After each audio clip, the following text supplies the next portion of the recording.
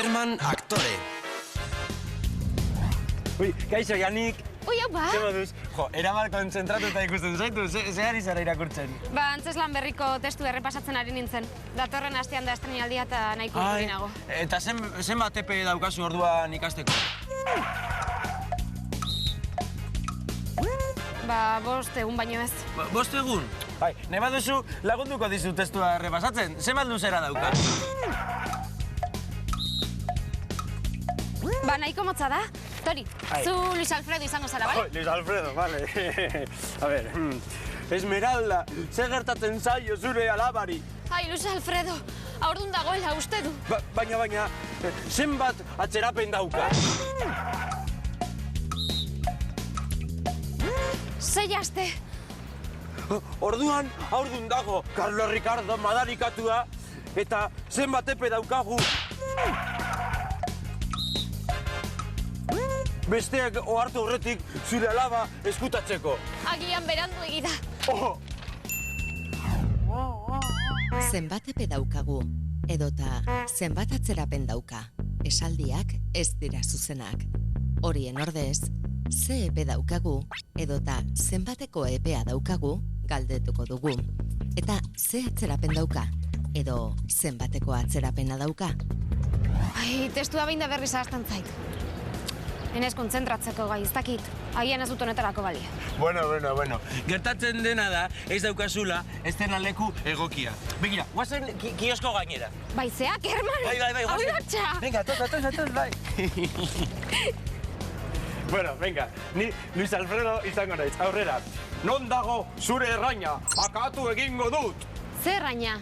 Ai, zure alabaren senarra? Hori zuia da, erraina anaiaren emaztea litzateke. Bueno, eta non daude zure aitak? Egia osoa kontatuko diet.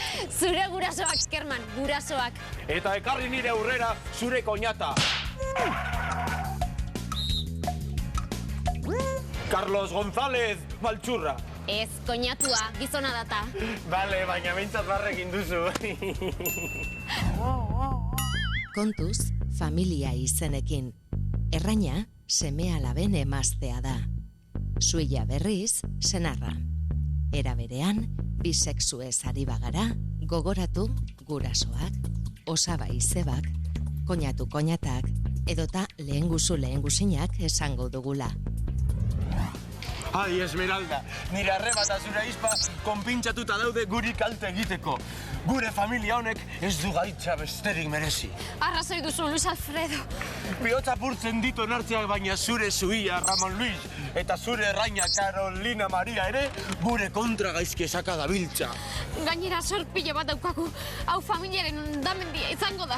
Eta zenbateko epea daukagun zorra ordaintzeko. Aste bete baino ez. Ai, kreditu bat eskatu beharko dugu. Zenbateko interesa sarri dute banketxean. Diru kontuak nire aitak eramaten ditu. Zure aitak, hori okerretan okerrena da eta akabatuta gaude.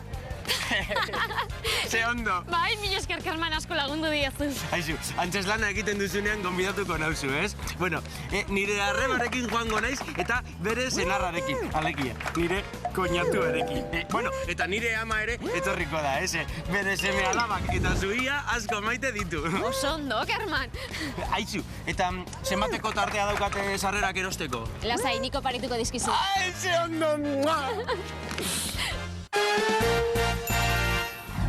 Gaur Kermanek zenbateko eta zenbat nahastu egin ditu. Gogoan izan, zenbat galdetzailea da. Adibidez, zenbat urte dituzu, baina zenbateko izen lagun gisa erabiliko dugu.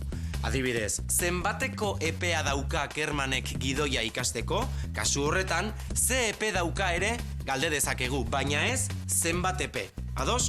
Bestalde, familia izenekin ere kale egin du Kermanek. Gogoan izan, erraina emakumezkoa da, zuia gizonezkoa, eta bisexuen inguruan hitz egiten dugunean, gurasoak, osaba izebak edo lehengusinak esango dugu. Ados? Argi geratu da, betikoa, Honekin edo arekin, baina egin.